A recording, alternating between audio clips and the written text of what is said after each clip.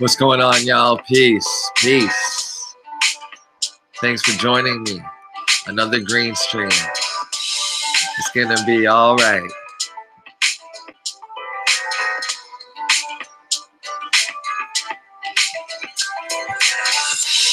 We got a great show for you guys today. I mean, when I say we, I mean we. Because it's all of us contributing to this effort. I couldn't be here without you guys, and you wouldn't be here if I didn't do this. So what it do? Eyes open finally. KT420. Adam Jeringer. Peace. Peace to everybody. I'll let you guys fill in, and we're gonna get this started in just 1 second. Peace.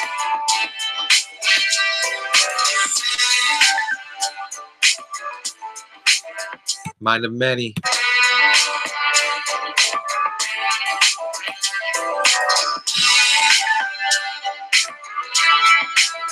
Green streams, y'all.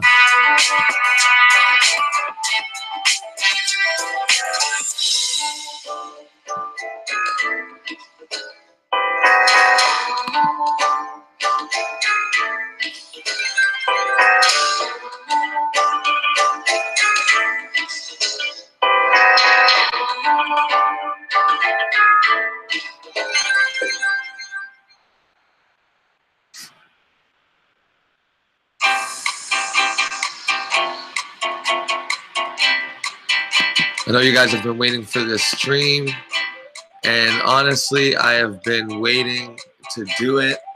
I have been extremely busy. I've been extremely busy, y'all. You know, with work, with the art and everything that I do, research, and the live streaming. So, let me get some water.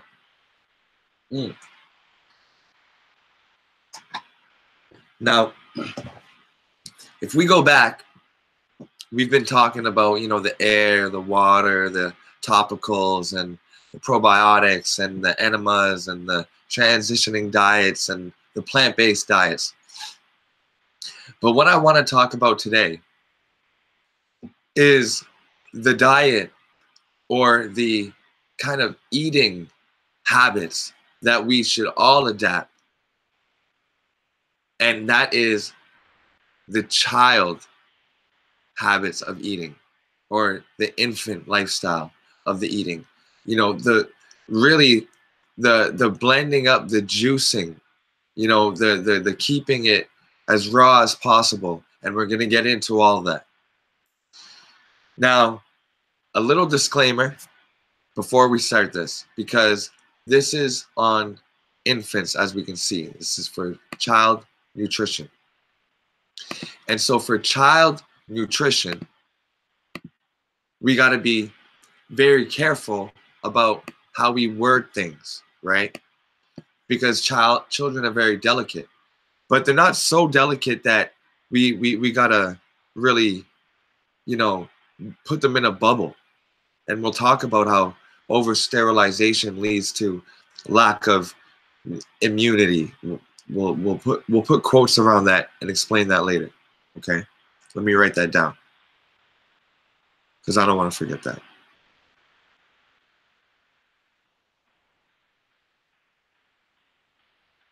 Okay, because I want to be very thorough, because as you guys know, I do one topic and I leave it, but I always integrate the other teachings of the past in with these teachings. Okay. Okay, I got it now. So every child will have their own kind of set of parameters, if you will, constituents, if you will, that need to be followed. You know what I mean? It needs to be obeyed. Not every baby comes out very healthy. Not every baby comes out on time. Not every baby comes out through the womb.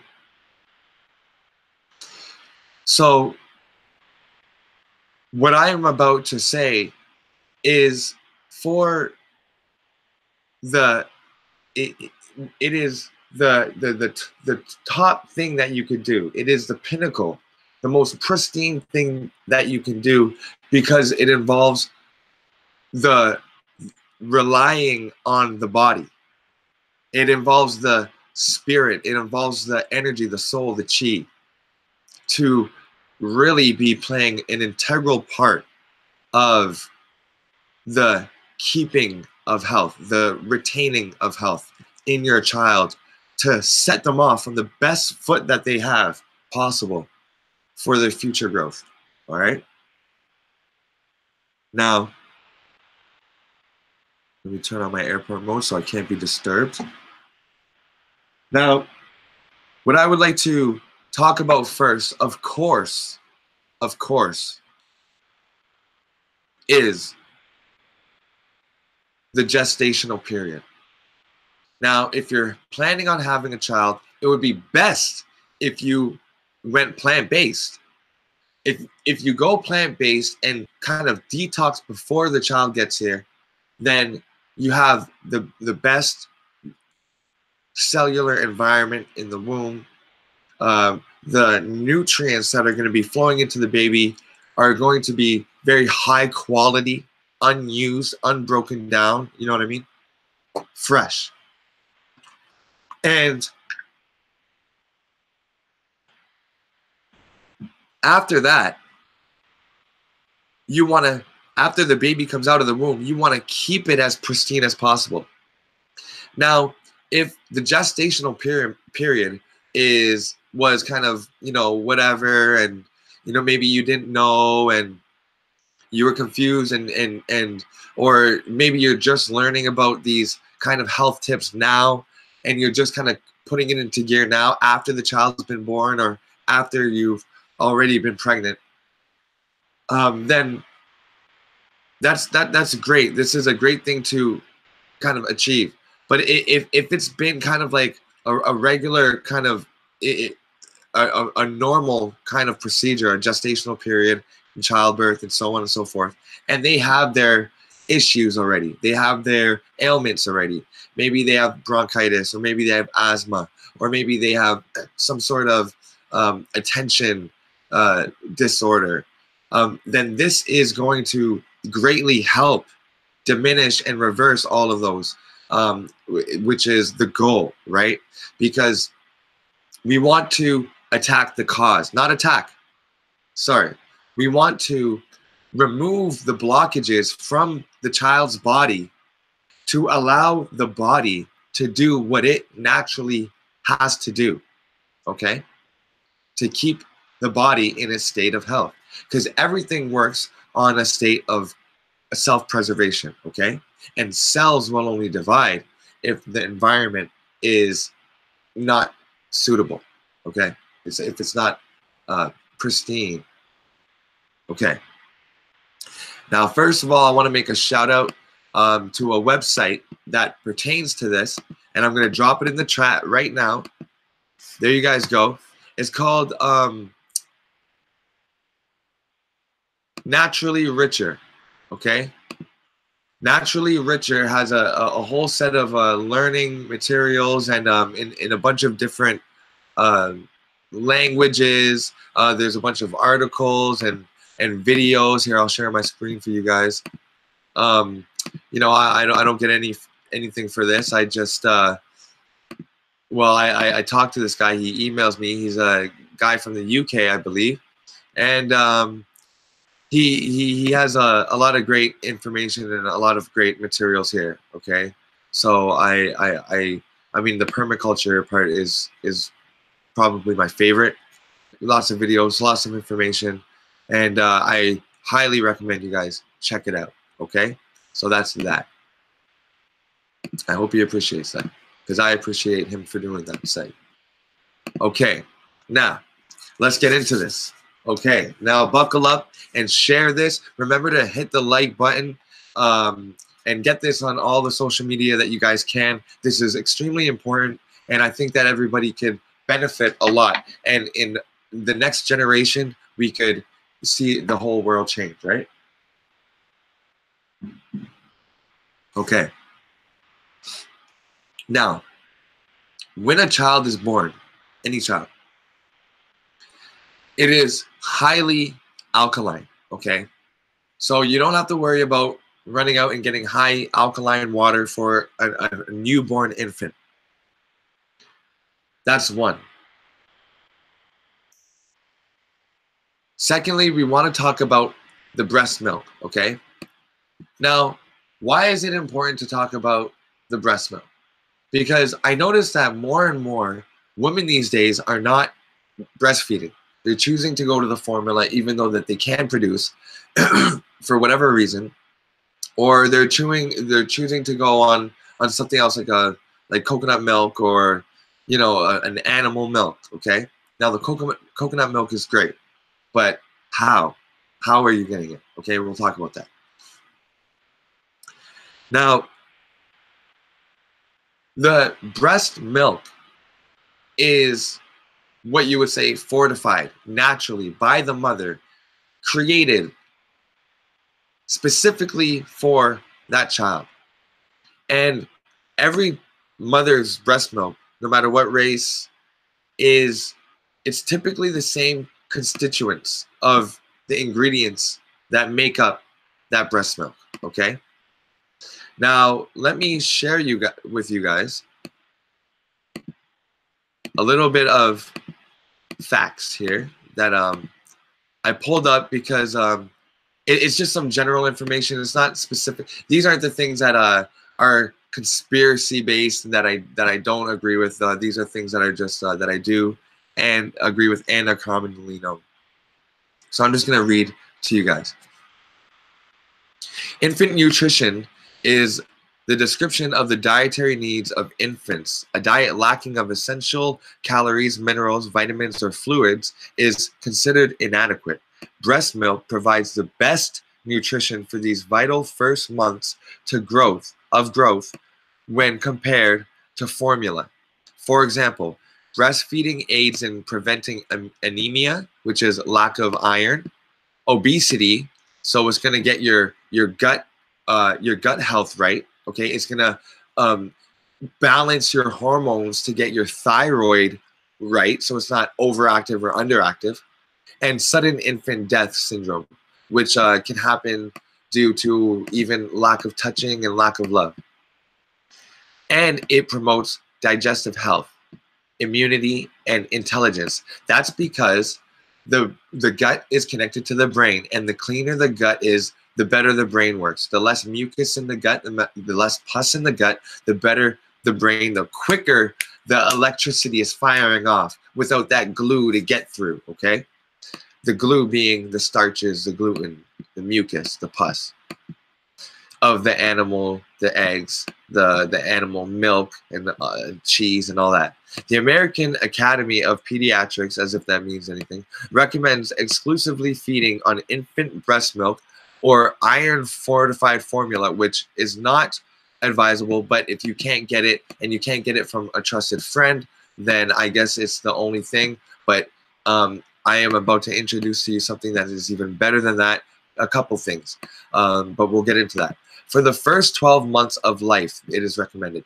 Now, it is recommended for me for the first 3 years. You know what I mean? Get them on it for the first 3 years. Remember, guys, humans have the longest infant stage. Okay, we come out and we can't do anything. Horses come out and they're able to stand within minutes. Deers come out, they're jumping around within hours.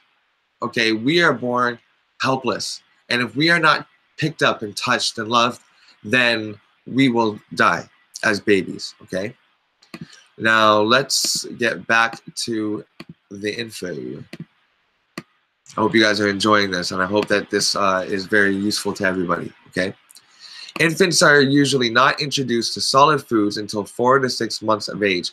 Solid foods meaning foods that are in a solid state, but even like mashed down, right? Like a banana mashed up. It's a solid. Okay. Historically, breastfeeding infants was the only option for nutrition. Otherwise, the infant would perish. They use the word perish, which is pretty wild. Breastfeeding is rarely contraindicated, but it is recommended for mothers being treated for cancer. So basically, it is breast milk is rarely not recommended. It's always recommended, but if you're being treated for cancer and radiated chemotherapy, or they say if you have active tuberculosis, HIV, leukemia, I would even say herpes and things like that, then don't feed the baby the breast milk. Okay, so it goes on to this is what most mothers follow, and it just talks about the promoting the intelligence and the immunity and whatever. It goes on to show you studies about just basically how breastfeeding a child is far better off, historically speaking. Now, over here we have something that's very important, and this is called colostrum. Now, you can go to the store and buy colostrum, but it's coming from an animal. Okay, so it's made for an animal. It's a 100-pound animal to raise their young, to grow them up from 200 pounds to 800 to 600 pounds within years, a few short years. And that is why we are seeing such huge babies. I mean, really chubby babies. I mean, we think that these really chubby babies are really healthy, but if it's not the healthy fats that got them to that weight, then it is toxic and it's filth. I'm sorry to say it. 3 days, 5 days, 6 days. It's just showing you how concentrated the colostrum is, and then how much more diluted it gets, and more into milk it gets along the way. It gets more watery as it goes, and that is this is the most important and vital part, and it contains the most amount of proteins in that part, in order to get the baby's strength up, get the head lifting up and all that. Okay, now that is enough of that.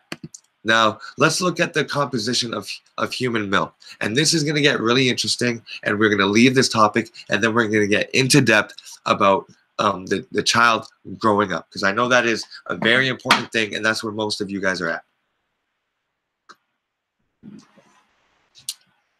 All right. It says here, and I agree with this article here. That's why I pulled it up.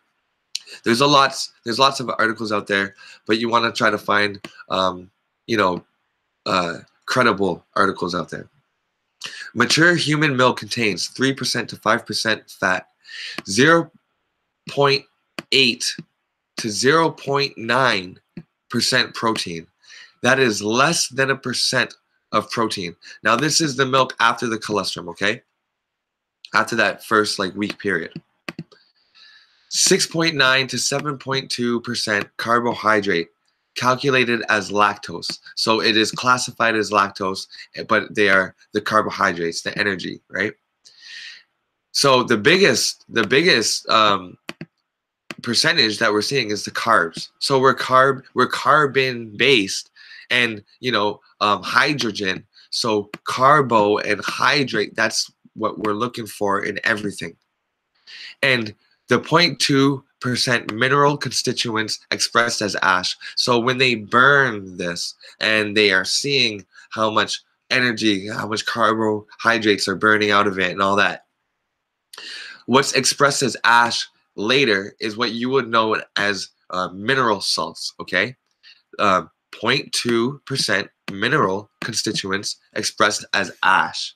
So the mineral salts, the tissue salts that you guys eat, because when you see the homeopathic aisles, those tissue salts are based on the 12 salts, the 12 main salts that are left over after the body is burned. Okay, so we have fat, protein, carbs, and salts, which are minerals. Minerals, salts. You get the pink salts, the black salt, heavily concentrated with minerals. Okay. Now, it goes on to say that the protein content is markedly higher and carbohydrate content lower in the colostrum than in mature milk. That was that yellowy milk that I showed you. Fat content does not vary consistently during lactation, but exhibits large diurnal variations and increases during the course of each nursing. The fat is so important for carrying the nutrients, okay? So at first, the milk has it's very concentrated and very yellow, the colostrum, right? And it says here that the protein is much more in the colostrum. Now, the fat, when it comes in later, it's saying that it increases later. That is because it is using the fats to transport the nutrients that the mom is eating. Okay. And it goes on to say a bunch of other interesting material. I hope you guys read it on your own time. I will throw that in the chat right now. I got these cute babies here for y'all to look at. There you go. Mind of Manny, Miss Al, only the wise. Peace. Eyes open finally. Joy Silv. Peace. What's going on? All right, guys. Now, let's get into my part of this whole thing. Okay, my contribution. Let's get a drink first. Whew, been working long and hard hours, guys. But you know what? It's going to be worth it soon. You're going to see.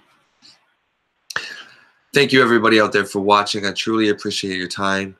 And, you know, like and share. Get this far out. Anybody that you know that's pregnant, get them out. This is going to help them 100%. I have a child. Just know that. I do have a child. I have a little girl. She's 4 years old almost. And so this isn't coming from someone who has not done this before. This isn't coming from, and you guys all know that. But for the people that are just seeing me for the first time, you guys know that I have a child out there. And so this information isn't just coming from some crazy guy who's done a lot of research. You know what I mean? Okay, so let's get into it. Now,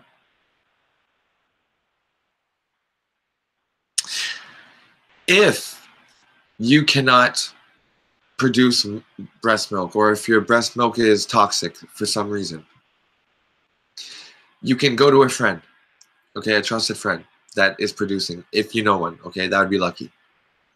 If not, and I actually recommend this one more,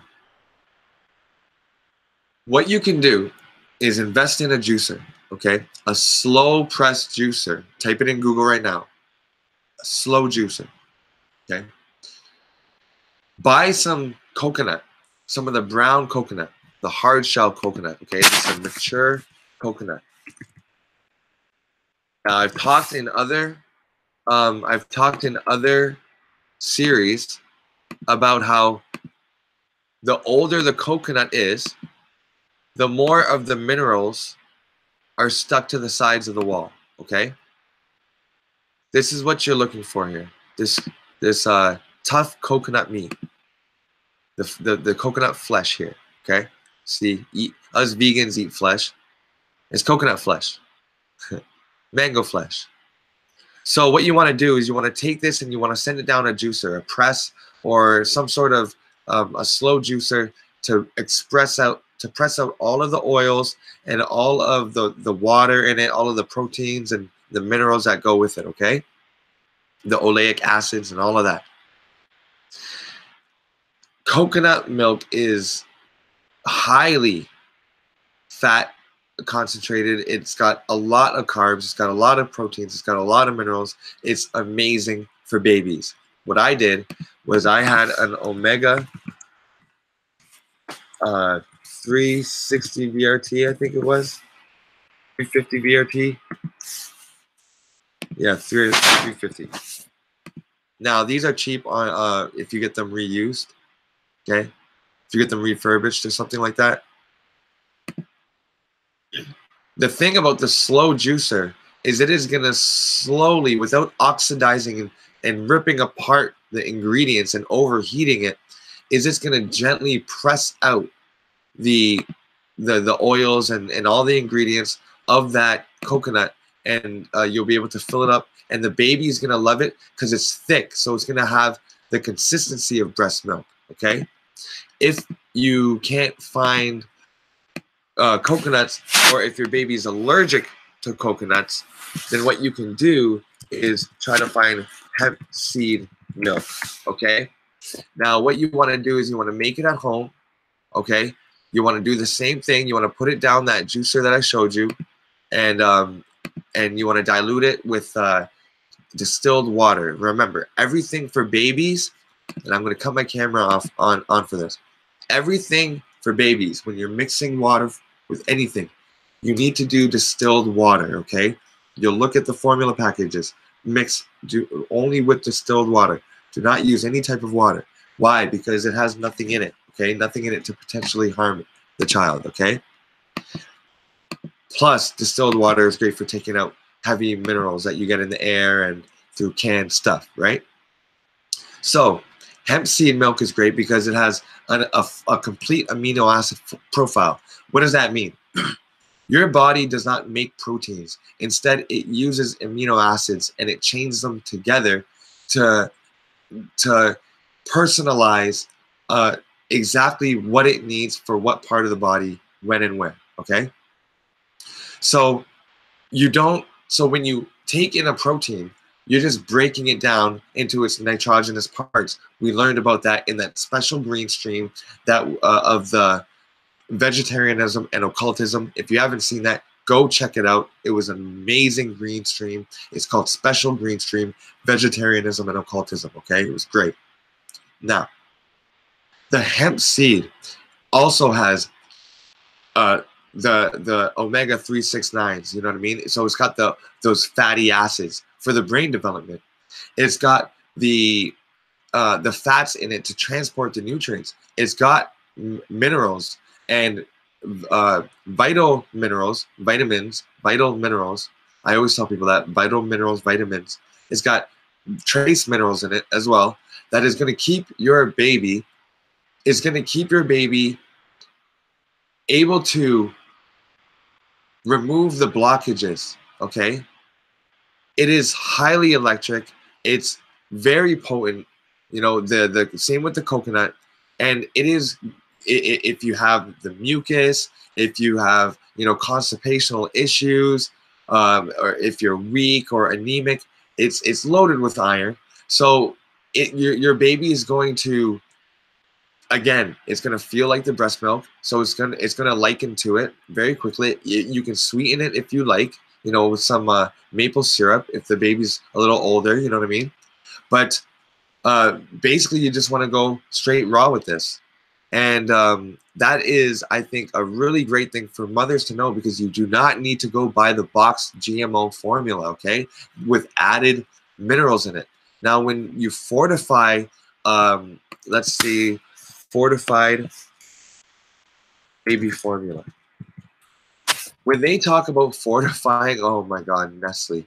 You know, I went to, I was going in for all those meetings with the nurse there for when we were pregnant and expecting the child, and they gave us some Nestle like fortified BS prenatals.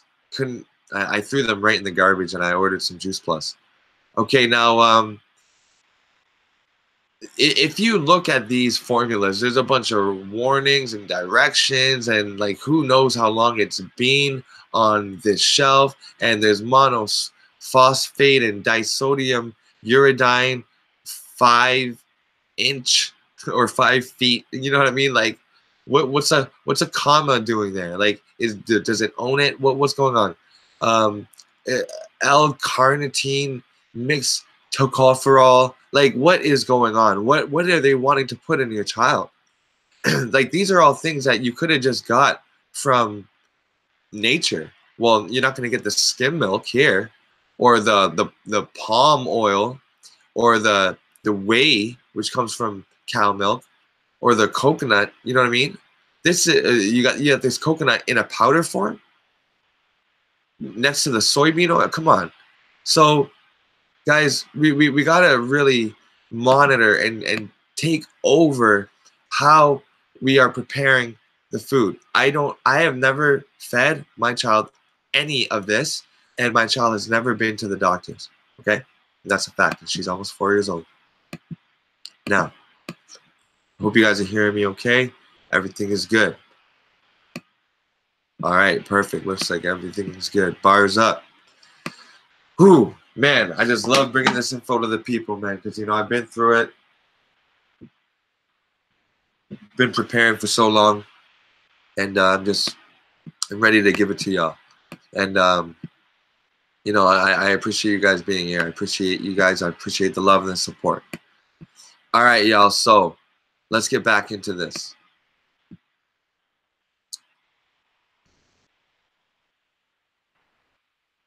Now, the main issue of most of children's ailments, the stuffiness and the goopy eyes in the morning, and the chest colds and the fevers, it's bowel movements, okay?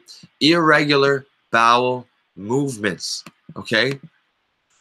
The children should be pooping nonstop. One meal should poop out the other meal, okay? You put one in and the old meal should go out. Unless your child is so pristine that it can eat a meal and flush it out and still be good. And people are always so obsessed with feeding children. Oh, you gotta feed them, get them big. Yeah, it's gonna get big. It's gonna grow. Chill, relax.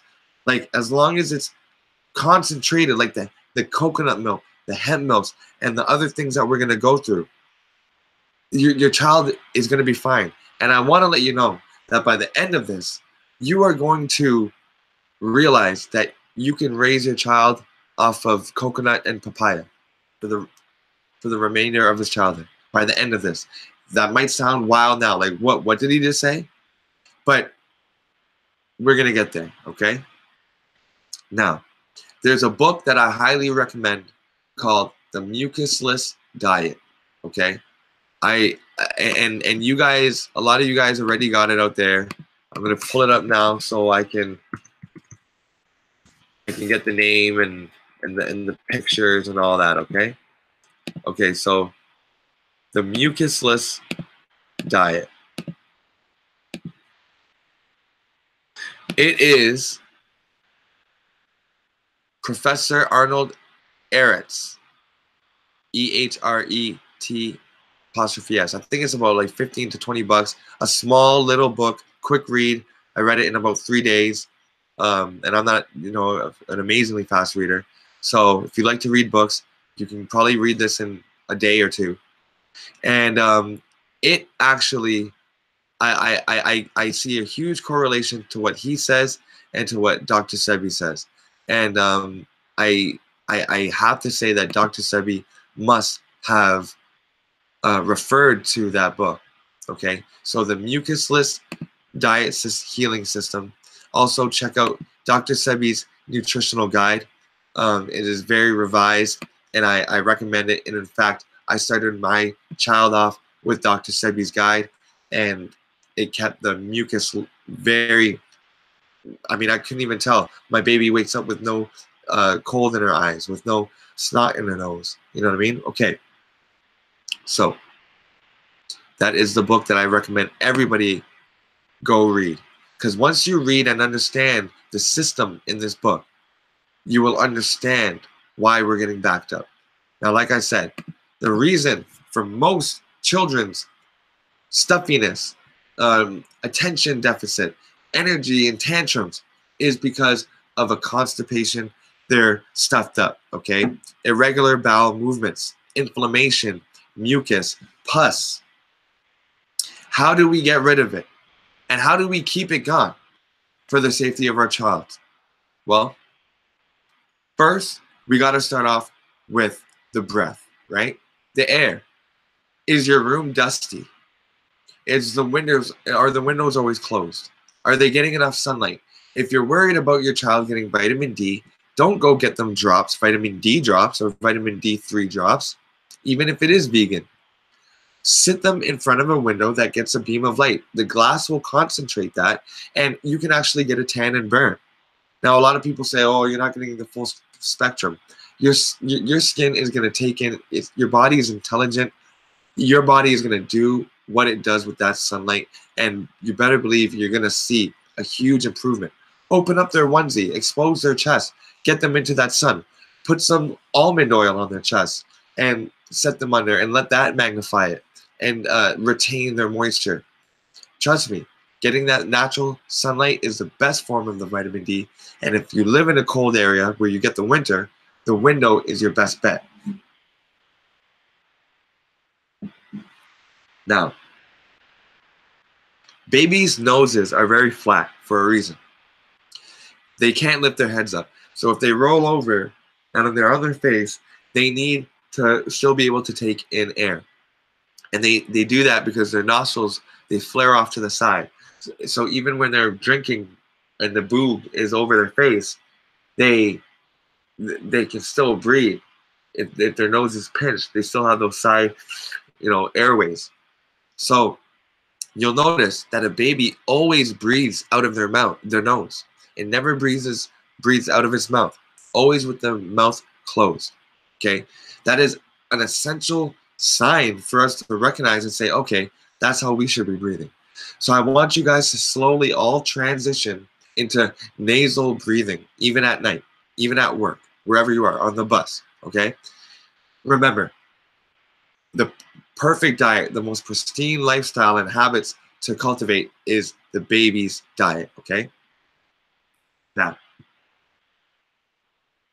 you'll notice that when a baby's laying down, his belly is rising, not his chest. The chest isn't going up and down like it's in a dance competition, it's not. The baby is using the belly to breathe, okay? The belly is going up and down. Okay, the lungs are staying relatively still if you watch your child breathe. If it's breathing through the nose and it's breathing right, doesn't got the bronchitis, it's not struggling, whatever. Now,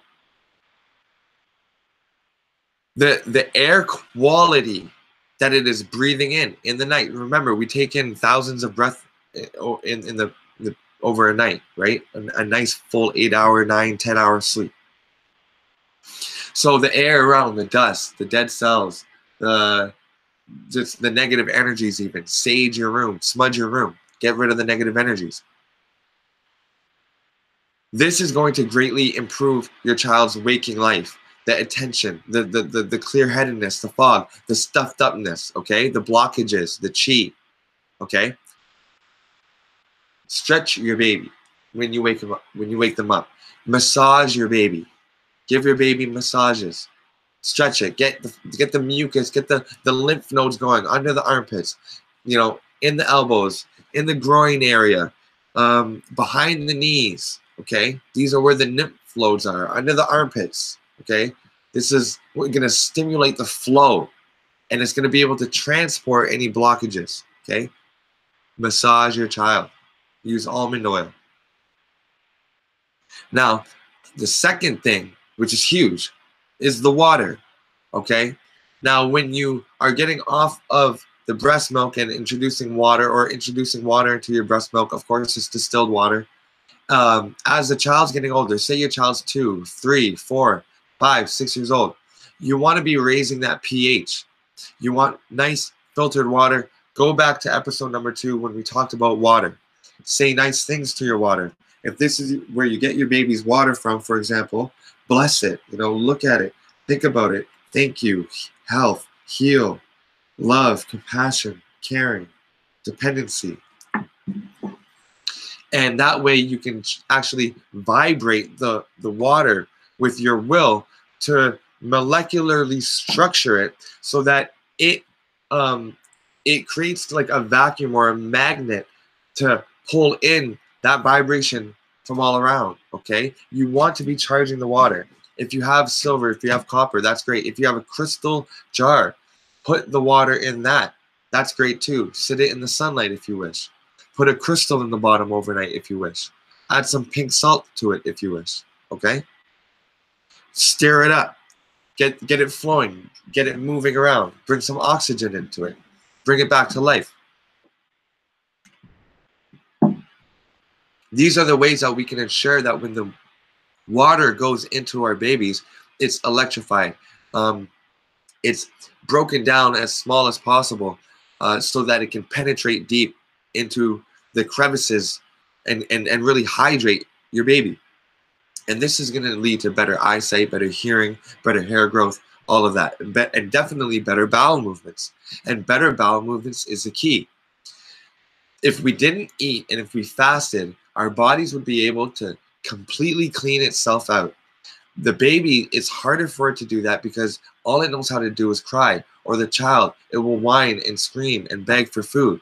So when you have to give it the food, you have to make sure that the food that you're giving it is the simplest, cleanest, most pristine food, so the child's young, resilient body that's ready to just go and grow can do what it needs to do. Okay?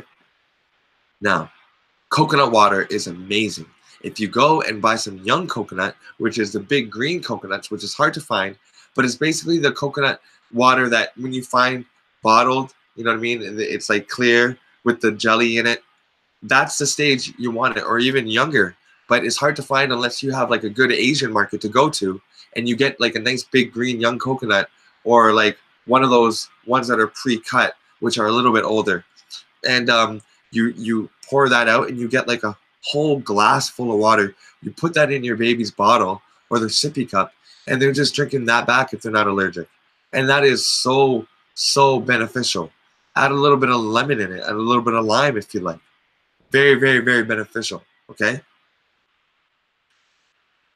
Now let's talk about the topical toxins that we put on our children. Now, refer to the episode, I believe it was part 3 or 4, about, I think it was 4, about topical toxins that we put on, the soaps, the lotions, the perfumes, even when we have our children in the bathroom getting ready and stuff like that. What are we using? Okay, the shampoos, all of that kind of stuff affects our baby's insides, because remember, it is seeping into the skin. So if it's going into the skin, it's going to eventually go through the liver and can cause a lot of problems. And again, blockages. And we want to remove the blockages. And if you remove the blockages, you don't have to worry about anything. You know what I mean? Like you look at your child and you just see how when your child is pooing on a consistent basis, you just see how much life that the child regains. Okay. All right.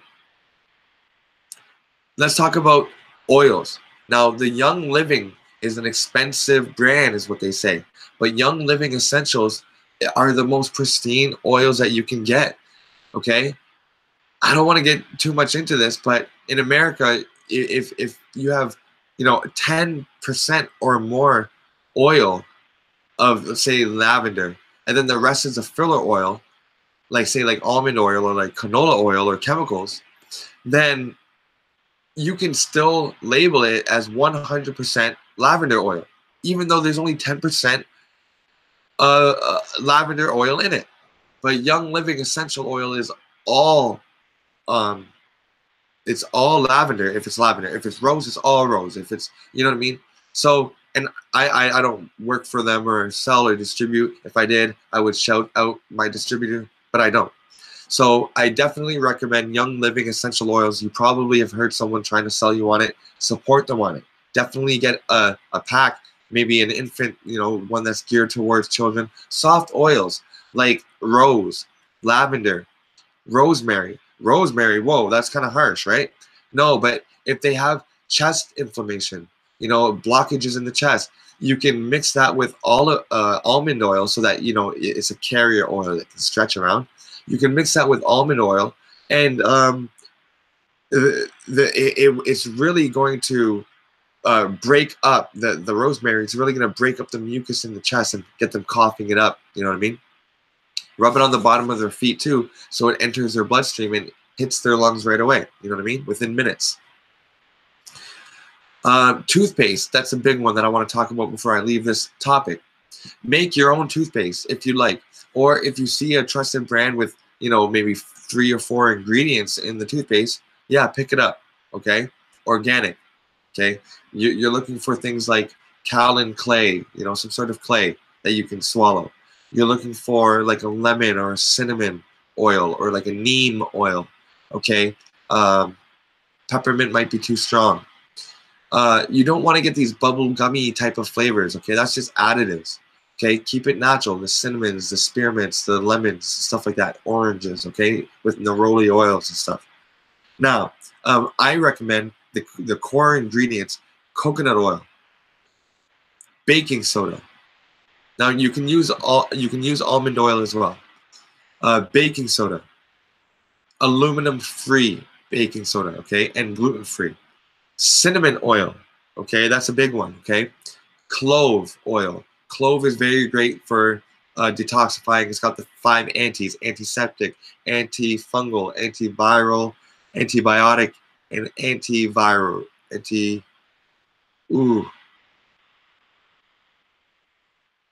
Nah, I'm missing one. Maybe you guys will say it in the chat and remind me. Antifungal, antiviral, antiseptic, anti. Now I just named less than I did before. Shoot. Okay, so it's getting late. Thanks for rocking with me, guys. I appreciate you guys for being here with me. I appreciate you guys for taking that step to look after the children and to grow the next generation up as best as we can. So, food. Okay, no, let me go on with the I'm not off the toothpaste. So coconut oil or almond oil, baking soda, aluminum free, coconut oil, clove oil, neem oil, great for the gums, okay? Neem oil. Look it up. It's got a horrible taste. Horrible taste. Only put a little bit of it. A little bit goes a long way. If you can taste it, it's there. And trust me, you're going to taste it. But it goes a long way. It's very thick, usually sold in Indian shops. You can get it very cheap. Just try it online, okay? Iodine drops. Now, I know I'm not a big fan of isolating one thing and bringing it in. But iodine, since it is oral, and I know it is getting in, but if your child can spit, then the iodine is really, really great for actually killing the germs. Now, one thing is, when you use toothpaste, Crest, Colgate, all that, even these natural toothpaste, they don't kill the germs. They move the germs, okay? They move them. Your mouth is like a pool. And these microscopic bacterias, do you think that you can really like wash and spit them away? No, they will find a place to hide. They'll go into the crevices. They'll go down into the throat and then come back up later. But the iodine drops nullifies them on contact, most of them, okay? So a little drop in there and you're great. Oxygen caps. What are oxygen caps? Like a cap full of air? No. Nascent oxygen. It's oxygen and like magnesium, and when they're mixed together with water or whatever, it starts to activate inside of you. Be careful, because if you take too much, you can start to puke, as if you just ran like a marathon, and in gym class, when you're doing football tryouts or track and field, and you say, "Coach, I'm going to puke." It's because you're getting so much air in yourself, okay? The oxygen caps, you can find it. It's called nascent oxygen, and NASCENT, which means sleeping until woken up. And you can actually put that powder on it and mix it up, and it's going to provide oxygen okay? And the oxygen is going to kill the anaerobic uh, the anaerobic pathogens. So there's aerobic and anaerobic microorganisms living with us. The aerobic, obviously, like the air, aerobics, doing aerobics, right? Anaerobic is like anti-aerobic. Is they don't like the air. They like the gases, right? The putrefaction and the pus and all that. They love that. So when you brush your teeth with the oxygen, it's just gonna expel them and it's gonna bubble up. Same thing with hydrogen peroxide, but that's a little iffy. Save that for later. Do your own research on that. Okay, turmeric, optional, but great for teeth whitening. Same with activated charcoal. Activated charcoal and turmeric, great for teeth whitening. Turmeric has a lot of anti-inflammatory benefits and antifungal benefits as well. So you want to get that in there, okay? Who cares if it looks yellow? When you apply it, get it in there. And if you can do that and keep your child brushing his teeth when you wake up, after it eats sugary foods like fruits, maybe at lunchtime, and then before bed, your child's teeth health is going to be great. And if you don't know this, the digestion starts at the mouth. So the better that you chew the food and the cleaner that your mouth is, that is taking down the food, then the healthier your child is going to be. Could you imagine waking up and having a bunch of bacteria in your mouth, in your child's mouth, and then feeding them food? You're going to be taking all of that. Say that you give them like an apple in the morning. That apple is going to grab on all those bacteria and they're going to be eating it, and you're going to take that down. And now you're going to be bringing that down where it didn't need to be. So definitely wake up, brush your children's teeth off the bat. Now let's get into food, all right? Solid foods. And what I mean by solid food is foods that were in a solid state, like a berry or a watermelon, and then broken down, or they could chew it up themselves, or blended, or whatever, okay? It doesn't necessarily mean you can knock on it like an apple, all right? Now, before I get into the solid food, let me get into the chat, because I don't want to miss any shout outs or anything like that. You know what I mean? I want to really get to you guys. Best Jordan Ship, this is random. Jordan Ship says, best thing for removing mucus from a child at age 2. Okay. Well, what I'm going through here, what I'm about to say for the food, is going to be exactly what you do need to do that. So let's get back into this. Jordan Ship.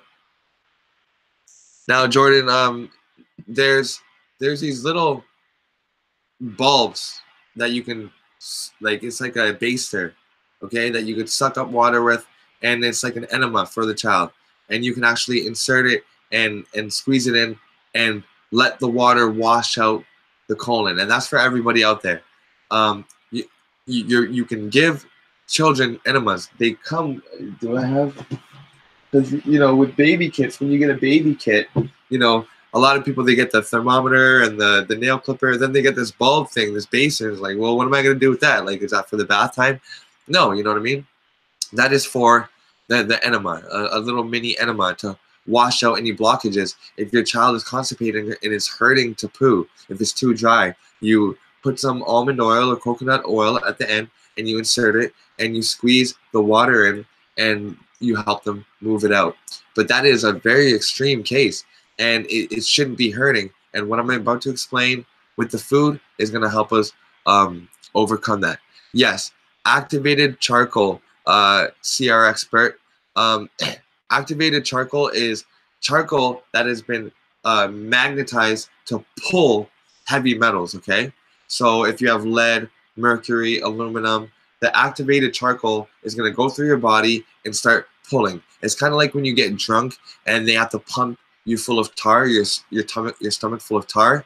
That is going to that in the same way it pulls up the alcohol with it.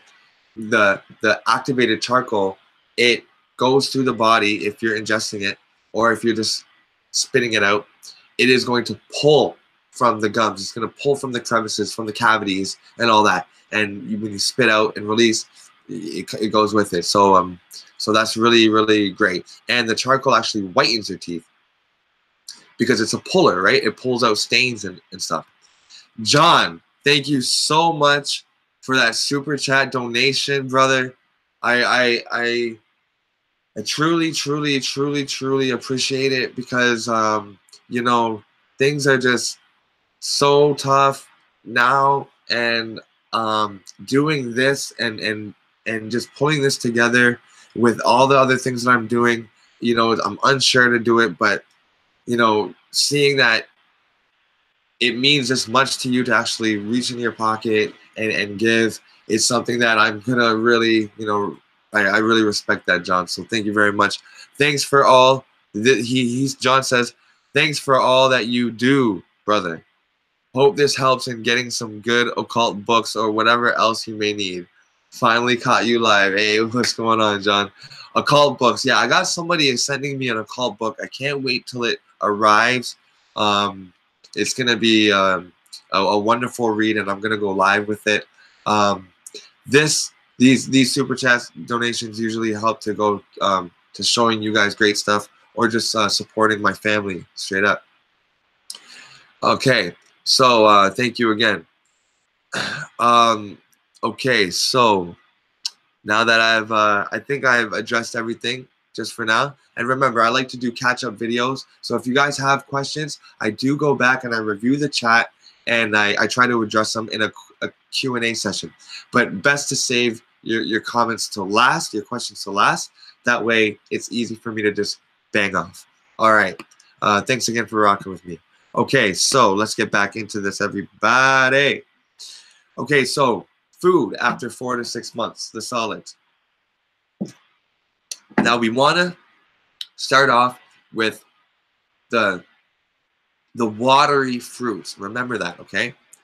Because you're getting the fats from the breast milk or the hemp milk and the coconut milk, and you want to introduce, you know, more minerals, more flavor for your child, right? You want to get them into solid food, but you don't want to give them something that is going to take so much energy to break down or take so much water to break down. For example, like a high fiber, like flax meal or like a apple or kale. Okay, these are things that they're great, but it's tough to break down, and it's going to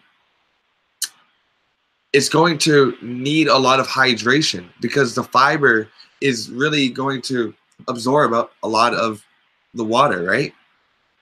So, and you say, how do you do that? Well, you chew an apple, the juice comes out of the apple, and you kind of throw back the dry waste. That dry waste is like prebiotics, right? Your probiotics love it down there. Your child's belly loves that stuff down there. And but by the time it gets there, it's kind of dried out, right? But it still contains the sugars and the carbs that those little guys down there, they love. So that dry matter now becomes like hay for them down there. But it takes a lot. So if you don't have the water properly hydrating, then you're going to have that constipational issue. That's why I always recommend berries first and watermelon. So you have a child and you're breastfeeding them and you're saying, I want to introduce solid foods. What am I going to introduce? Watermelon and berries are by far the best. You know, they're not, you know, like exotic and crazy and, you know what I mean? And coming from a, you know, crazy far place that uses all these chemical pesticides, you can usually get organic, local grown watermelon and berries just about anywhere you live. Grapes, cherries. These have high mineral content and high antioxidant, and they stain. You put berries on your white countertop, you wipe it off, and it leaves a stain. That's what you want, that deep penetrating, just like that curry, that turmeric, that deep penetrating stain. You want that. That means that it's going to, those flavonoids, those like ingredients, those colors, those minerals are going to stay in the organs of the babies. And if you were to look inside, it would be like a nice, bright, vibrant pink. And you know what I mean? So avocados are, oh, before I leave the berries, if you have a link to natural cacao, to raw cacao, which is chocolate, dark chocolate that is raw, not cooked. I definitely recommend giving that to your child. You can, if you get a brick, you can shave it up, shave it over the berries, okay? The berries antioxidant level will, the bioavailability of the berries will go up through the roof, like 40 times, I think, something ridiculous like that. Those two work hand in hand really well. So like chocolate and berries. That's why, like, you dip the strawberries in the chocolate, okay? Now, avocados is something that a lot of people love. Adding some water, like some distilled water, to the avocados is a great idea. You can even add breast milk to the avocado. Mash it up, but get it watery or else it's a little dry. Now, if it's just a little bit at a time, sure, go ahead. But remember, the fat is the hardest thing for the body to digest. Because remember, it's the transporter. It repels water. So you are like over 75% water, right? We're carbon, hydrogen beings, okay? Water and carbon. So we need to be hydrated with the foods that we eat. And if we eat something that is fatty and oily, that is repelling the oil, then of course it's going to take the body longer to break it down, okay? Just like if you put some oil, if you, sorry, if you graffiti this wall behind me, okay? If I paint it up, and then I put oil right here, just a smear of oil, and then I take a hose, like a power washer even, or just like a regular garden hose, and I put the thumb, and I start spraying off that graffiti. It will come off easier on these parts, but the oil layer, like that wax layer you put on your car, is going to repel the water. So it's going to take a lot longer, and it's going to take warm water to get that off. The colder the water, the harder it's going to be. That's why cold water is never good for the child, nor you either. If you have visceral fat, if you have cholesterol, you know what I mean? If you have fat in general, you want to be drinking room temperature or warm water in general. I think in Korea or China or Japan, all their airports have warm water. There is no cold water function, okay? Very, very important, very key.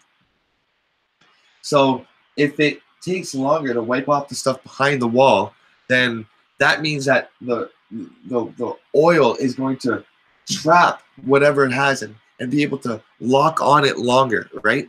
So if you're gonna have an avocado, make sure that it's like just that, right? You don't want to overcomplicate your baby's body. You don't want to have avocados and like a whole mashup if they're just starting out. Keep it simple. Mono diet for the child. If you're just getting into the foods, keep them on like a mono diet where it's like just apples. You just give them apple. If they're hungry again and they eat banana, like the small bananas, just give them banana. Okay? If they have the berries, just give them the berry. If you want to, boost the nutrition, you can add cacao to that. You can add black pepper. Okay, that boosts the bioavailability. Black pepper. You can add a little bit of pink salt to boost the mineral content if you like. But the more salt that you put at a younger age, the more they're gonna need it, and they're gonna think food is bland, right? We want food to taste great for them, sweet. They love the sweet stuff. We're carbohydrate driven. Carbs are fruits, okay, vegetables. Bananas constipate. I'm gonna say that again. If you have a child and you're feeding them bananas, they constipate the child.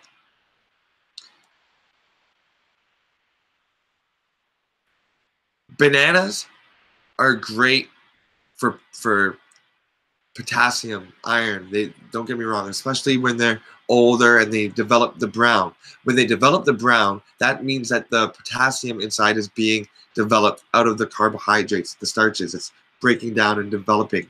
Okay? It's ripening. You don't need a lot of potassium to have an effect on the child. That's why those small little bananas, not those GMO small ones by Del Monte, but the ones that are actually like from Vietnam and stuff like that, Brazil, maybe they have a red skin on it, whatever. Wait for that to go brown. Feed that to your child. Much more flavor intense, which means nutrient dense, and just the right size to not constipate your child. You know what I mean? Don't give them more than one a day. Maybe break that in half. Give them one for the morning, one for noon. Okay? The bananas constipate. Remember that. If you're gonna give your child banana, the next thing that you should give them, or the thing that you should give them before, or surround it with, or whatever, is papaya. Papaya will make your child go. Okay? The cleaner your body, the cleaner your child is, the more sensitive, the more it reacts to things. So the more you'll be able to see, oh, that really worked. And with my child, the papaya, it's like, oh, you need to poo, it's hurting. Give them the papaya, boom, it goes. Also, durian fruit. Now, durian fruit is something that it is very hard to find, but if you could find it, it's worth introducing it at least to your child, okay? This is something that's also gonna make them go, okay? Durian fruit. Now, there's different stages of taste. Not many people like it. I personally, it's a little weird. I think the sulfur is high in it or something because it kind of smells eggy at its later stages. But anyways, it's a weird fruit, very heavy, pretty big, but great for letting your child go, okay?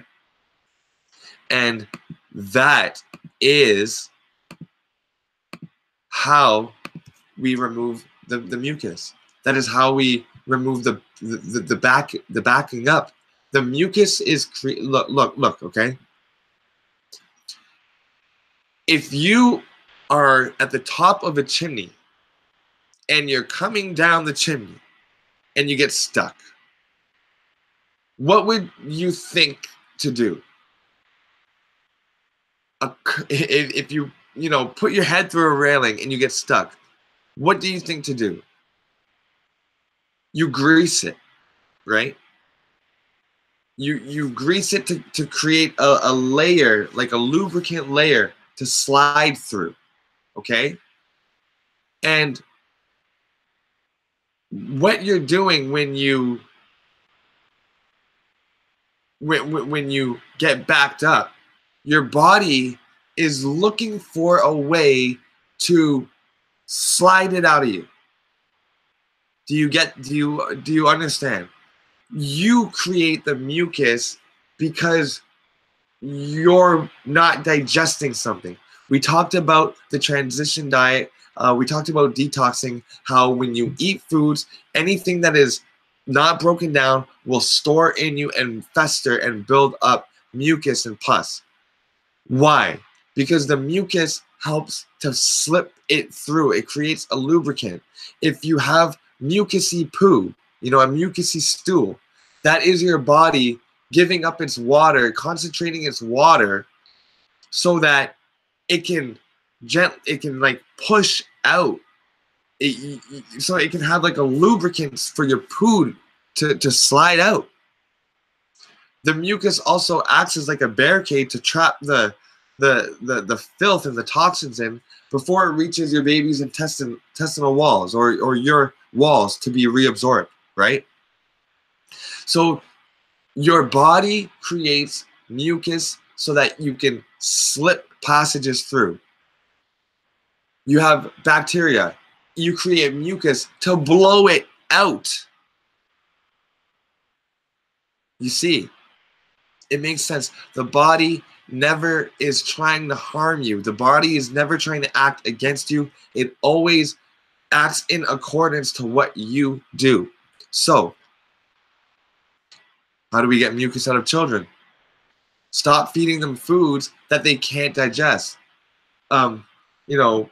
Packaged juices, packaged on-the-shelf cookies, fortified beverages, cheeses, eggs, all that kind of stuff. Ketchup, sandwiches, pops, chips, all of that. It's not digestible, and it's going to stay somewhere. It's going to lodge somewhere, and you're going to create the mucus, the backing up, and that's going to create another whole diet that or craving that they don't want, the healthy food they just want.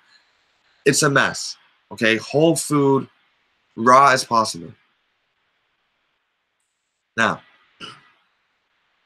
eventually you want to introduce more solid foods, right? Harder foods, whether it's blended or not. You want to increase the water. So as they're eating more like flax meals and hemp seeds and maybe like a bread like a flax bread or like a hemp bread or like a quinoa bread, or if they're eating quinoa itself, or what I mean, like a lot of avocados, try to give them water 20 minutes before the meal. What this is going to do is going to lower their appetite before, because water has a lot of minerals already in it. You know what I mean? If you're getting water with minerals in it, alkaline water. If not, it's going to at least leave them feeling full, so it's going to balance their thyroid, so it's not ever thinking that it's crazy hungry out of nowhere. You want to make sure that the water is drinking before the meal, like 20 minutes, 10, 15, 20 minutes before the meal. So you give them child the water, and then you keep on preparing the meal. They go play, and then they sit down and eat their meal. Do not give your child water with the food. The stomach acid has to be concentrated so that it can break down the food, okay? If you feed your child water with the food that is trying to break down, what do you think is going to happen? The food is not going to be broken up as much as it could be. It's going to be expelled down into your digestive tract quicker, instead of broken down and absorbed into your bloodstream. And then it's going to have little clumps everywhere in the colon and in the intestines, making it hard to get out, creating blockages. And what are we trying to do when we try to get our babies back to health? Is to remove the blockage so the baby's body can do what it needs to do. I keep on saying it, but I have to say it. The baby's body will do what it's designed to do. We don't have to be so insecure. Now, if your child has an ailment, and if it's on life support, or if it needs something to breathe, or if it has an EpiPen or asthma, I understand you're nervous and on edge. But when you slowly are implementing these and reversing it and getting them off the Cheetos and off the Pops and the McDonald's, and if you're not doing that and you are already like plant-based or going towards plant-based, maybe you have the eggs just left to go and you're getting off the eggs, the more and more we switch over, the less and less ailments we're going to see. Why? Because all ailments that are attained, they stem from mucus, which is created by blockages. Okay, now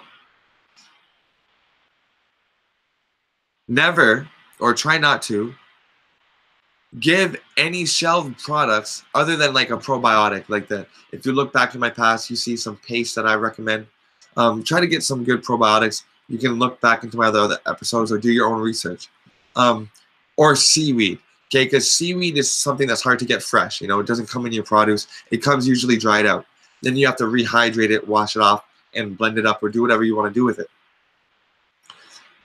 But other than those two things, maybe enzymes from time to time, you don't really need to ever get anything off of the shelf for a child, okay?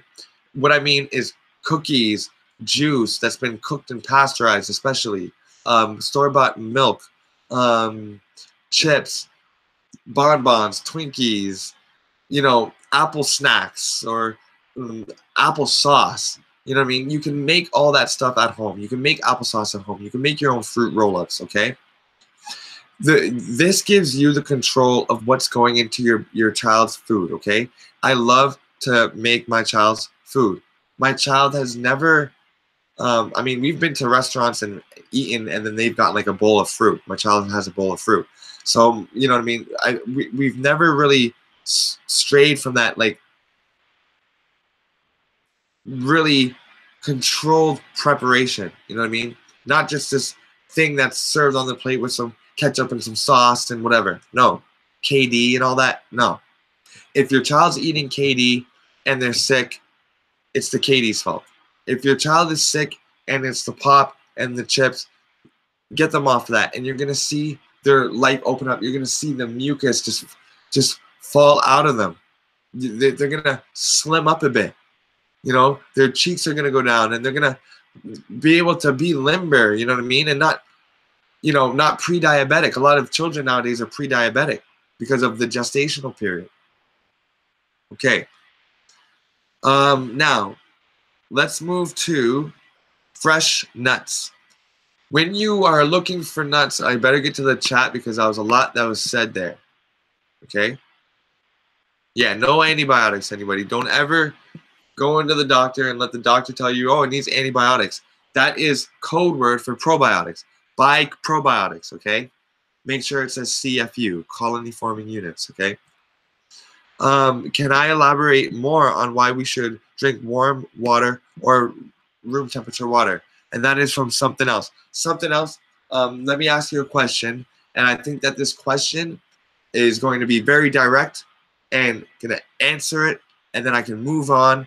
And the fashion that I do it with is going to leave you with the confidence to be like, oh, okay, I got you, okay? Now, when you're doing the dishes,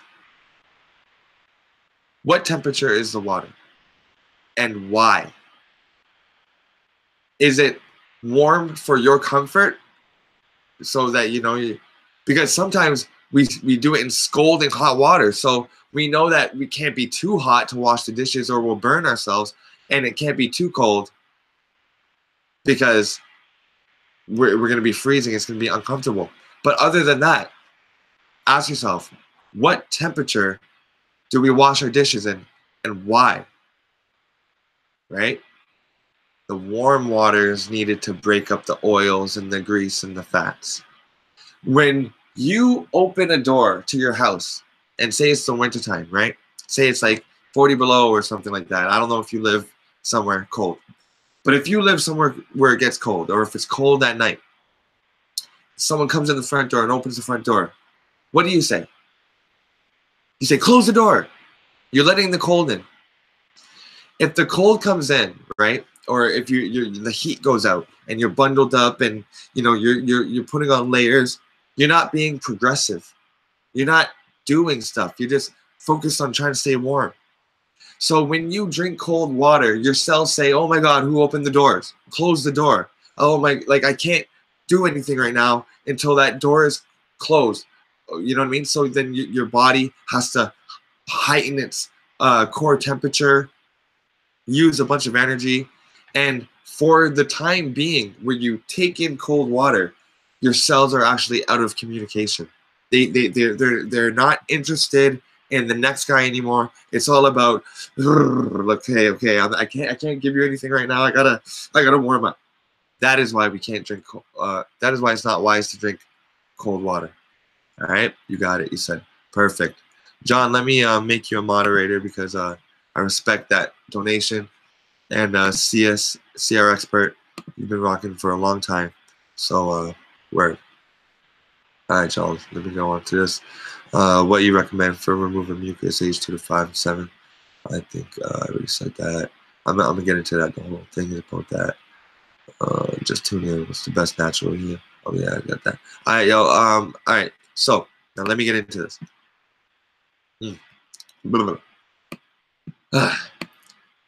Pronouncing is like so like tiring because you got to remember that people, I looked at the analytics and people in the UK are watching this, Sweden, Norway, people from, you know, South America are watching this. So it's best delivered if I can speak so that if this is subtitled, everybody is going to be on the same page. Everybody's going to be knowing what I'm saying, right? So I always got to watch out for that when I'm live streaming.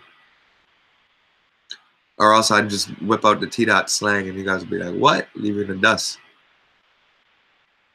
Okay, so what we want to what I also want to recommend when we go into the solid food are the nuts, proteins, the fats, the iron. You know, it's all there. The 369s. You know what I mean? It's got the irons. It's got the manganese. Well, depending on the seeds, you know, or the nut. It varies, but seeds and nuts are just they're so, it's like a gift, right? But if you don't soak the nuts, people, okay, first of all, you want to buy them fresh. Try not to get them bagged up and on a shelf or whatever. Get them when they're in the bin and they've just come in that like plastic net and they're thrown and you just grab like a bag of walnuts or whatever. Those have just been, you know, bagged up in, or if you go to like a bulk barn and they're constantly changing their shipment, because remember the nut oils will go rancid if they touch the air. So you want it shelled. You want to get your walnuts with the shell on it, especially for your child, okay? If you get walnuts for your child and the shell is gone and you just see the walnut and you give it, the fats in it have gone rancid. They've dried out. There's no more spinning. There's no more molecular activity. So it's not going to be digestible very easily, meaning your baby's body will have to produce its own enzymes to break it down, because the nut, otherwise the nut will just stay in the baby. It'll just stay there, kind of like a McDonald's French fry. So when you eat the nuts, it's got to be fresh. When you and how do you do that? Man, I'm dropping gems. Damn, I deserve these donations. I do, man. I do. A lot of people ask for it. I don't. But when it comes, I'm grateful. But man, I deserve it, because what I'm about to go into is just crazy. Now look, when you crack open a nut shell and then you find the nut and you cut it open, on the part that you striked it or that it cracked, you should see a little bit of a glare, a little bit of a shininess, like it's covered in oil, okay? This means that the oil inside is still hydrated and it's still got the active enzymes and it's still going to be loose and be able to get all over your child's body on the inside and transport those important nutrients that make the skin glow. But it doesn't mean a thing if it ain't got the slang. No, it doesn't mean a thing if those nuts aren't soaked. Yep. Now, if you have a nut that can create another plant, like say you have like an almond or like a walnut, right? And you sit it in water, it's going to start to germinate, okay? It's going to want to sprout. And it only does that in water or soil, okay? Now, the reason why you want to do that in water is because it's going to let off a chemical. It's an enzyme inhibitor, which means, I've told you guys I'm going deep, yo. I'm worth it. I'm worth the time out of your day to be watching this. And definitely hit the like button, subscribe, send this out far and wide, people. We need people watching this right now. If you know another live streamer right now that's streaming, that's doing anything, reviewing a movie, doing a space thing, blast this on their channel. Say, hey, important information for kids health, green stream, check it out. I would much appreciate that. Let's get these views up, people, because we know that out of everything out there, this is important, you know, our children's health, so that they can be thinking straight when they're making political decisions when they are in power, okay? Now, if there's still politics, which hopefully there's not.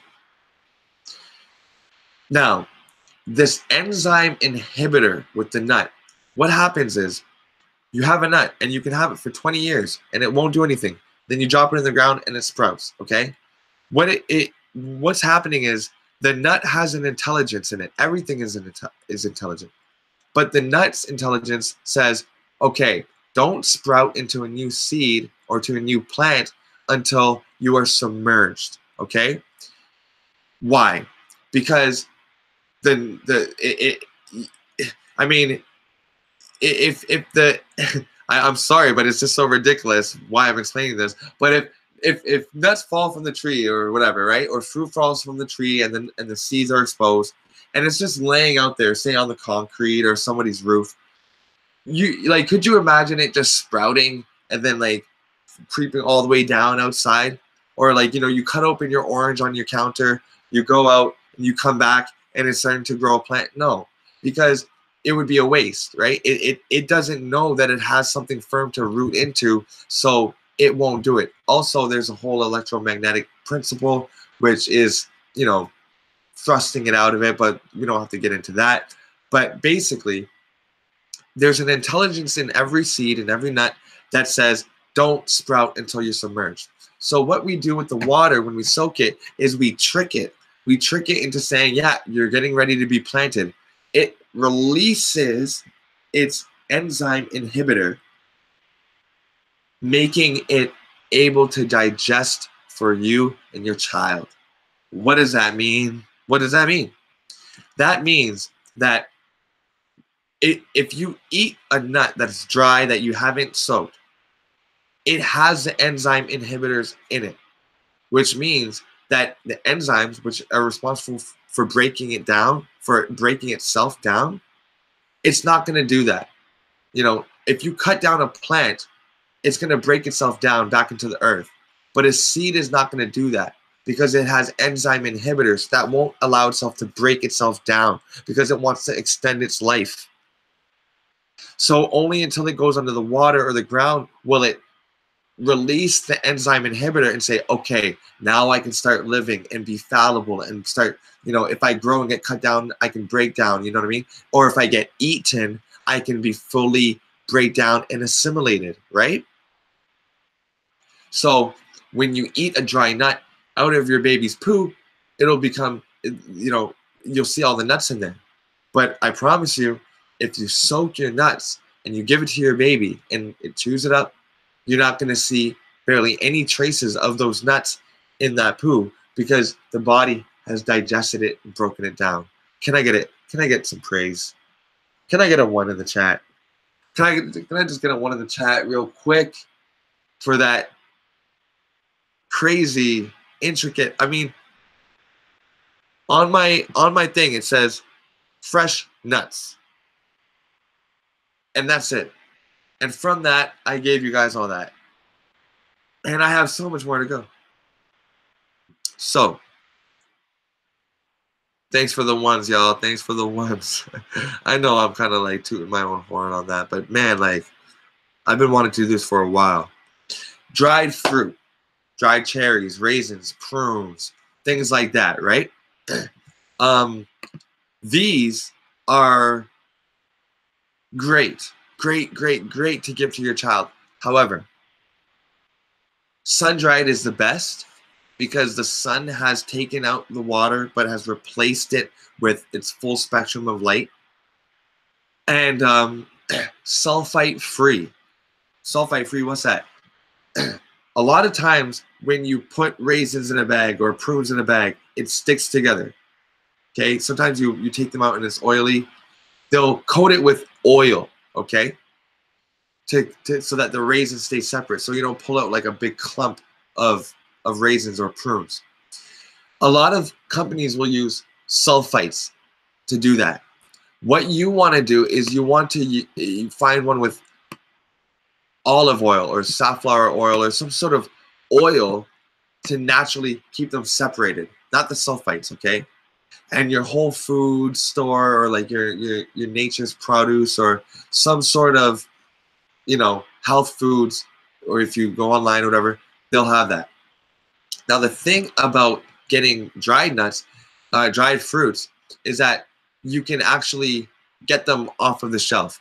But the thing is that usually when you see them on the shelf, you have the product right there in the bulk anyway. So I would always recommend going to that bulk because it's constantly turning over. Okay. Um, the dried fruits are okay to mix with the nuts. You can eat the fruits and the soaked nuts and whatever, but do not or try not to mix the nuts with water or nuts with berries or nuts with any kind of watery fruits like an apple or watermelon. Why? Because there's a lot of fat in the nuts, right? And the seeds. So, like I said, it's hard to break down. So, you don't want them mixing and having a discrepancy of, different timings of breaking down. You want your stomach acid to really get on that nut and to really get on that nut or seed and and start breaking it down as efficiently as possible without dilution of the stomach acids. Okay. Now let's get into apples, because they say an apple a day keeps the doctor away. Now, if you read the book, The Mucusless Diet, it says that you can literally, if you follow this system, you can literally raise your child with just an apple. Okay. Now, why would he say that? Well, now we know he didn't know that back then, but now because he knew because of the pristineness of the whole complete apple. But now we know today that there's over 100,000 phytonutrients in one fruit, say apple. Okay. Dairy, meat, eggs, even cooked food, cooked veg, potatoes, all of that. They're all lacking that raw vital nutrition. Okay. The raw state is when they are most in the most complete form. You got your proteins complete. You know what I mean? It's not broken down yet. So when you give that to your child, it's got the fuel to keep it going. And it's so simple, the apple, to break down, that your body doesn't have to think twice. It's like, oh, an apple, okay, put that there, put that there. Okay, we're good to go. Okay, back to growing, back to learning, back to, repairing this cut that you got outside playing in the mud. You know what I mean? Your child doesn't need a lot. It's breathing through the nose. It's drinking the good water. It's happy and running around, which we're going to get into later. And if it's active and moving the limbs, then it's good. We don't need to, well, what can I add? Well, can I get, just make sure they're eating a rainbow, maybe a green apple today, maybe a banana, maybe some plantain, maybe some, orange and a bell pepper, and then an avocado, and then kale, and you know what I'm saying? So we don't have to overdo it with the amount of variety, man. Is the body is so amazing. It gets what it needs. Don't worry about it. If you hinder it with too much food or processed food, that's when you run into the problem. Okay.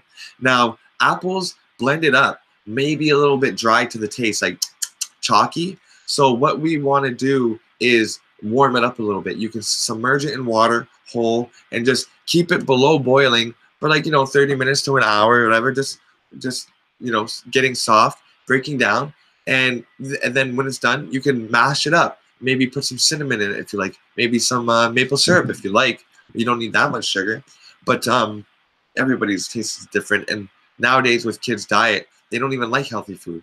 So once you've heated it up a little bit, it's released the sugars, right? So that's why it gets a little bit more jelly, right? It gets more gel-like an applesauce.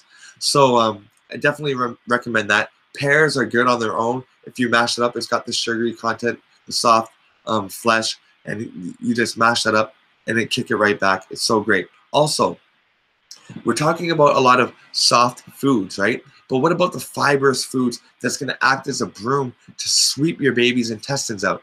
Well, that's great that you're wondering that.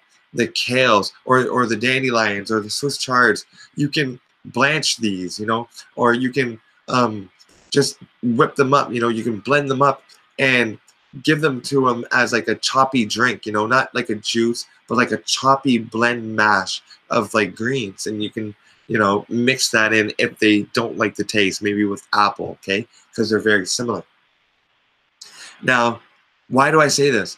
I say this because when you're eating the watermelon, right, and you're eating the oranges, it's going through you. But if they're swallowing not right, it's gonna be clumpy, right? They're gonna get the water out of it, and the orange case is gonna still be in there, and maybe the grape with the skin is gonna still be in the intestines floating around. You know what I'm saying?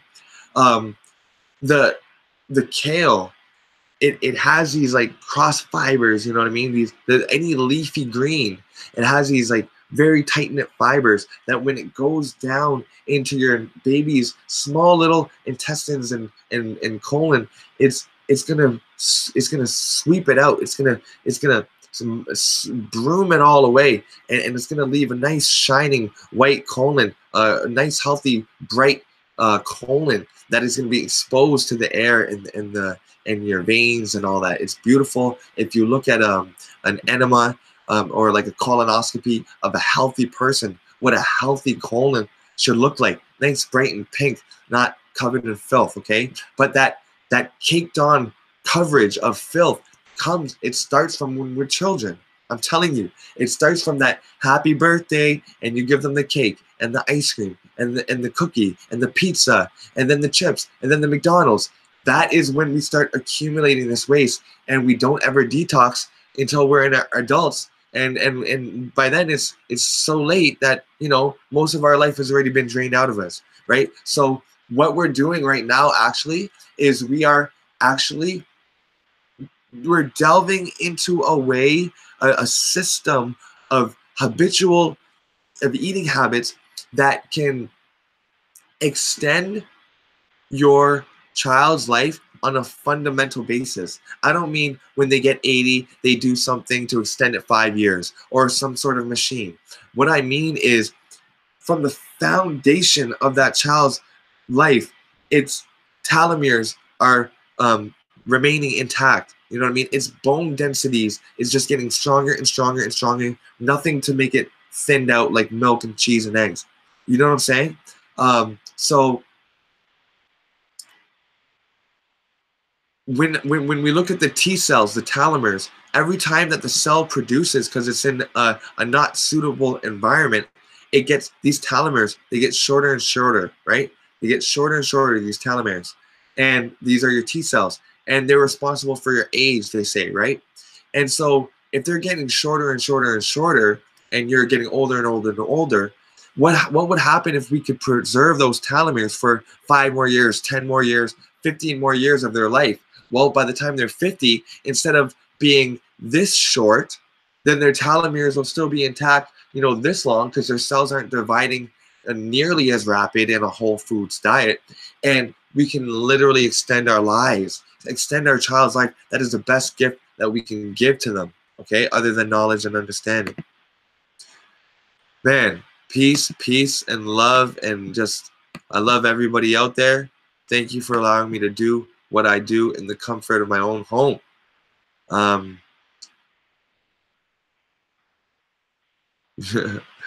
Yeah, man, you guys are loving this. So thank you very much for joining me again, I have to say. So let's move on here, man. I'm getting hungry. Had a nice workout today. Okay.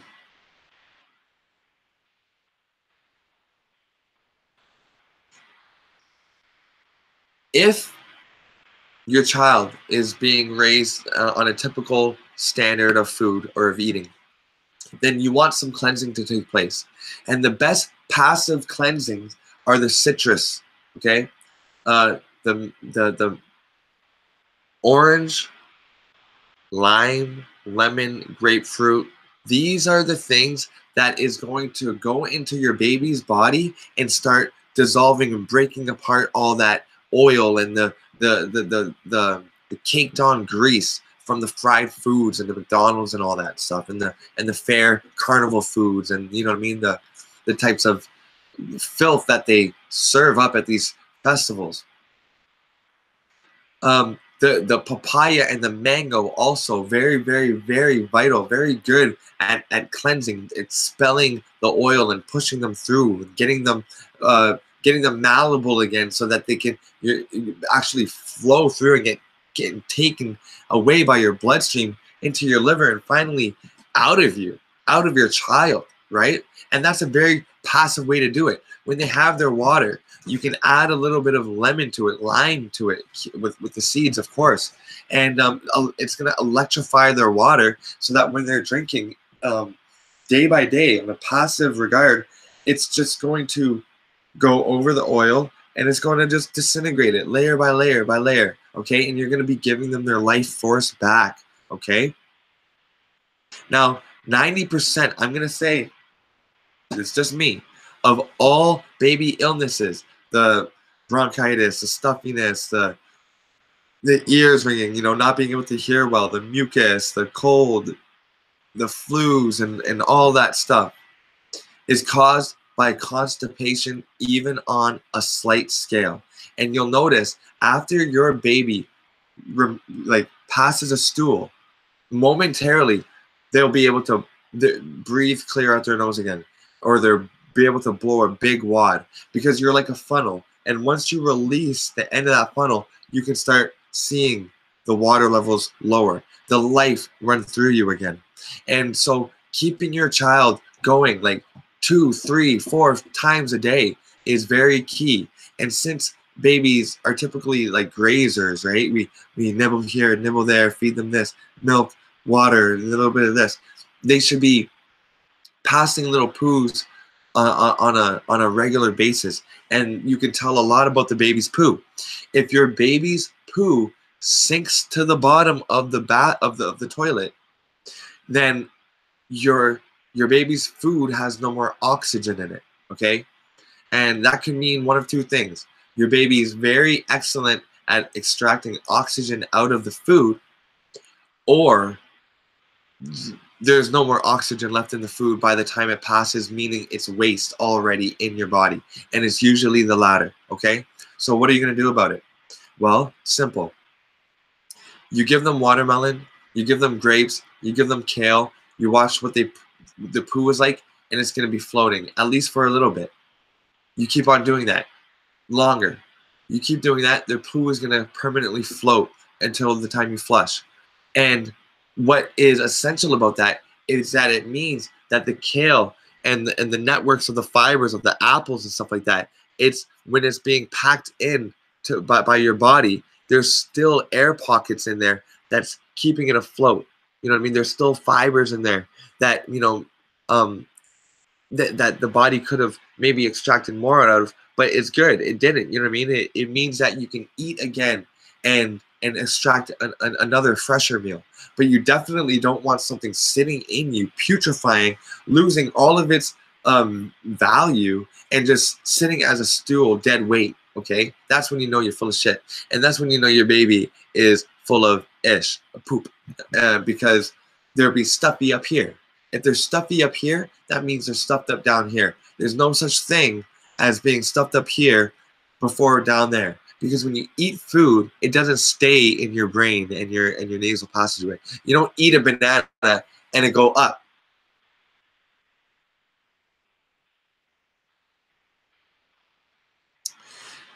Now, I want to talk about this lack of immunity when things are sterilized, you know what I mean? Now, I've already talked about how if you put a bird in a cage and you fill it with gas slowly, the bird, it won't recognize anything. Just like how human beings over time, we've polluted this environment. But if you were to take a human from the pristine environment which we lived years and years and years ago, whatever your belief is, and you transported them or time traveled them to now, they would probably faint, puke, and maybe pass out, if not drop dead. Because its pristine body is not used to that filth. So you have a bird in a cage and you're slowly introducing toxins and noxious gases to it. It's slowly building up an immunity to it because it's walking around and living. And then you got a fresh bird and you put it in that cage, that fresh bird, it can't breathe, there's no more air, and it dies. Well, the one that was in the cage before, it's immune. It must be immune. No, its body has adjusted and it has gotten more toxic. It can handle the toxicity now. So what I'm saying is, don't sterilize everything around your child. When you do sterilize, use natural oil-based sterilizers like clary sage and you know, orange oils and thymes and spearmint and stuff like that. You guys already know the best one that I like is Good Life, right? Good Life cleaning products. These guys came together and they wanted a better life. Sorry, better life cleaning products. They wanted to make some natural cleaning products for their kids, and they invented some amazing stuff. I mean, amazing stuff. It cleans like your range hood and your stove like nobody's business. They got a bunch of stuff here. Smudge punching screen, screen cleaner. They got these names, eh? Polishing stainless steel, countertop cleaner, all purpose, all of that kind of stuff. So it's really, really great. Really natural. You could breathe it in, and there's a lot more out there, of course, but that is the gist of it. I don't know if I actually shared that with you guys. Let me show you guys the product. Better Life. Okay, so this is the Better Life that I was talking about. And they have everything that you need. You can get it off of Amazon. It's called Better Life. Okay? All right, let's move on.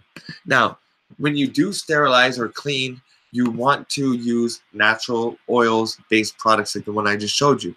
If you're using Lysols and you're using all that kind of like those natural, like Procter and Gamble type, Walmart type stuff, then you're not only sterilizing, but you're introducing chemicals. Okay. Now, the baby that plays in the dirt is the healthier baby. The baby that plays with stuff and chews on stuff from the garden is the healthier baby. Why? Because they are introducing more microbials into their body that is going to go and diversify their gut bacteria. It's going to go down there and it's going to meet their gut bacteria and say, hey, what are we working on today? Okay, sign me up. Instead of the opposite way, like a viral bacteria, like a pathogen, which will go down there and say, screw what you guys are doing. I'm here to rock out and make, you know, a mess of this body. That's what we don't want. But the colony forming units of the probiotics, or the soil, the microbials in the soil, or the dirt that's like around, you know, on surfaces, to get those into the baby's body is, yes, it's making them slightly toxic on a level that there are more foreign things in their body. However, it is creating a resistance. It is creating antibodies. It is creating a recognition that says, hey, we've been here before. We know how to deal with this. Let's do it again. You know what I mean? So these are the babies that have their hands in their mouths and they're chewing on stuff and they're playing out in the dirt that get less sick, okay? And the farm kids that are breathing in the dirt, that are going in the air, these are the kids that get less sick, okay? So get your kids dirty, let them play around. And the last thing that I want to talk about before I wrap it up, and thank you guys so much for being here and enjoying this with me, because I've enjoyed my time with you guys, is something a little bit more metaphysical, outside of the physical. But let's talk about it, okay? A happy environment in the home for the child. You know, how are we gonna raise healthy children? What do I gotta feed my child to be healthy? No, what is the environment? What is the energy like? You know what I mean? What's the presence like? Is it a place of retreat, of calm, of exploration and happiness, or is it a place of mommy and daddy are fighting and or grandpa's yelling at dad again, and there's always slamming doors and I don't know how to act and I can't be fully self-confident because I don't know how I'll be taken and I keep my drawings hidden under my bed, and you know what I mean? When open up the window, let the fresh air in, do some spring cleaning, get the dust out, get the smudge the room with some sage or some cedar wood. You know what I mean? Raise the vibrations. When it's proven that when parents are always arguing around the child will often get stomach aches, nauseous. okay? And that is because they don't know how to process these. No, mommy, daddy, don't do it. They don't know how to process it. In here, it gets their emotions. They get so jumbled up. Just puke it up. I don't want to deal with this. Puke. Because what happens is when we're eating like we do, we're not fasting. We're not like spiritual gurus who have children that don't eat.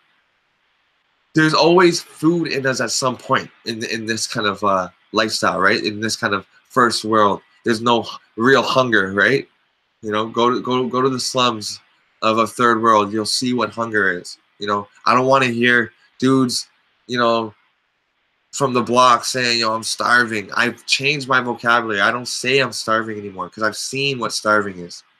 So don't ask me for money on the street if you weigh more than me. Straight up. Straight up. Give me a 1 in the chat if you can feel that. Don't ask me for money on the street if you weigh more than me. Because if you weigh more than me, you're eating better than me. Damn it. So, what we're going to talk about is how to create that environment. The smudging, the talking it out with your parent, with your co-parent, you know, getting along. If you can't get along well in front of your child, then maybe it's best to handle those situations, you know, outside. And for anybody out there, if there's any inkling of hope that you can be with that person again, you know, that parent again, your spouse, whoever it is, if you're not talking right now, give in, drop the ego, talk about it, open up, and be honest, and work it out, because I swear it is the best gift that you can give if you can just try and say honestly to your child, hey, we tried, at least we tried, right? Turn it around, make it better, make it happy. Hey, mommy's, hey, I'm going to daddy's, yay, now I'm going to mommy's, yeah. Or if you guys are together still, then, you know, try to keep the arguing away, and try to be disciplined at that. And that is how the child can make you know, grow a healthy mental and emotional psyche and health. You know what I mean? They can have a stable self-confidence in themselves. You know what I mean? If they're not around turmoil all the time, and asking themselves, is it my fault? Now we're reaching the end of the lecture, so let me just turn back on my airport and get back to the chat, yo. Okay, now let's see. Soy Free Thoughts. I love that name. I always say. Soy Free Thoughts says, I give them fruit, but they always say no thanks. I need cash. Yeah. With the fruits, you know, there's so many ways we can get it in. We can grill a pineapple. We can grill a watermelon. We can grill an apple and sprinkle it with some cinnamon, you know, some maple syrup. We can really make it tasty. You know, have you ever had cilantro and parsley chopped up on a grilled watermelon with black pepper? It's tasty. Okay. There's many ways to get the fruit in. And then remember, guys, once we get the fruits in our gut, then the good bacteria is going to say, yes, I need more of this. And they are going to pump out certain chemicals that is going to reach your brain, that is going to pump out certain hormones that crave more fruit. What am I saying? If your child right now eats, you know, peanut butter and jam, if you give them a natural jam with real fruits in it and no added sugar, then they're going to crave that more. They're going to crave to say, oh, this is so good. Like, I'm getting really I'm getting very nourished off of this jam, this source. Where else can I get that? And then it's going to say the berry. and then oh the berry, and then this berry tastes good, and then hey, cherries is good too, and I like grapes now too. So once you start small with something, it spreads, and that's the beautiful thing about it. You don't. It's so the beautiful thing is that if your child only loves mangoes or oranges, just give it to them. Just keep on throwing it down the hatch, because for real, what's going to happen is it's going to alkalize their body, and it's going to bring more oxygen into their body. So the bad parasites are going to leave their body. It's going to shoo away in the poo or the sweat or whatever. And then now that there's really good nourishing fruits in the body, even if it's just that one orange, now your gut bacteria won't be affected by those other parasites and you know those things that make those addictions and habits, and it'll say, yep, give me more of that energy, give me more something that I can keep on breaking down and you know what I mean, exchanging. And it's a very beautiful thing when you see your child, when you have them on such a pristine diet or habit or lifestyle, and then when you're at your grandparents' house and then they're giving them like a GMO orange, or they're giving them like a white potato, and then you take them home and they're stuffed up the next morning, and you say it was the potato, it was that corn, you know what I mean? That intimate interaction with the baby and its expression of health and you and your baby is so indicative of the delicateness and the fragility of life.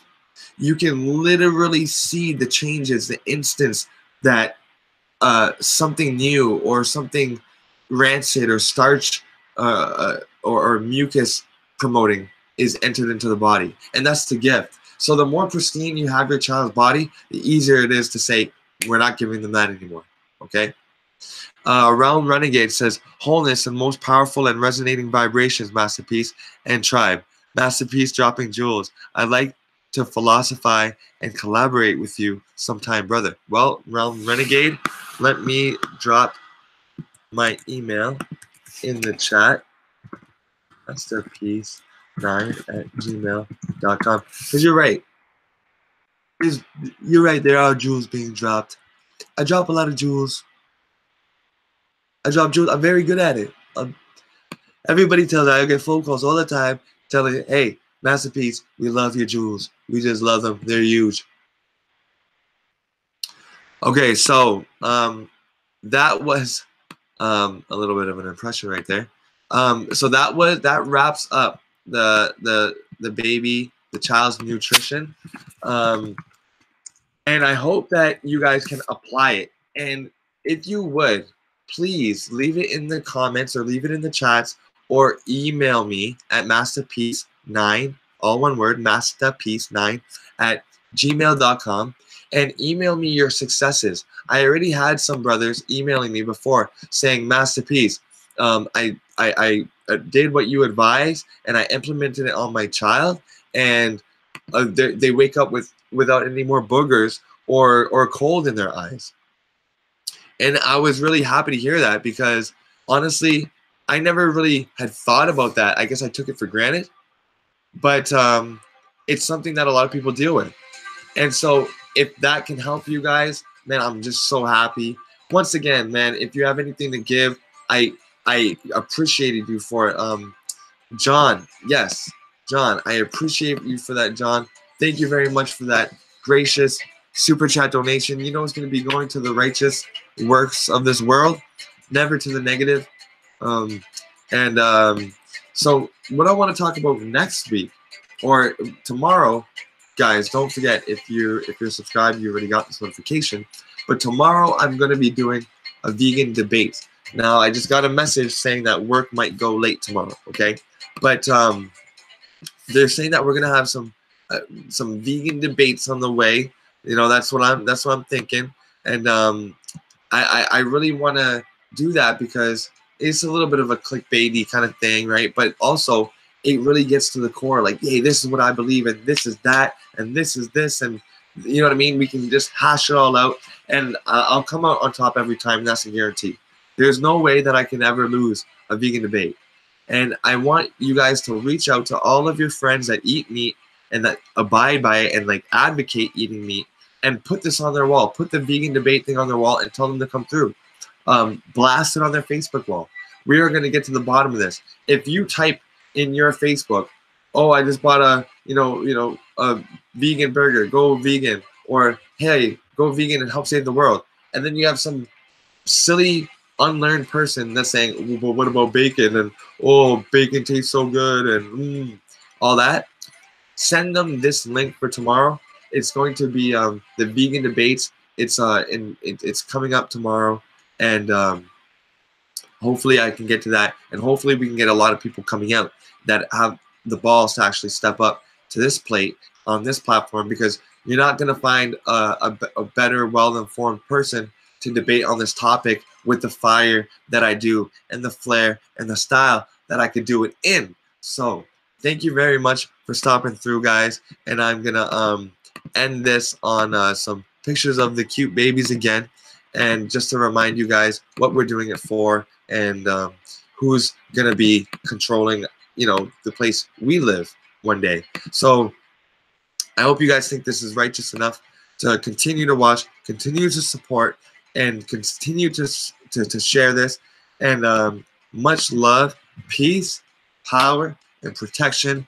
And like I always, always, always say, hey, eat to live. All right? All right, guys. Peace. Man, what a great stream today, guys. That was great. Dance it up. Great stream. Misael. Peace. John. Remember, guys, email me when you can. J-Mai. Soy-free thoughts. Aquarian T, you made it through. What's going on? Something else. Everybody out there. I'm going to wrap this up. Let you guys think about everything that was said and apply it to your children, and remember to share it far and wide. Peace.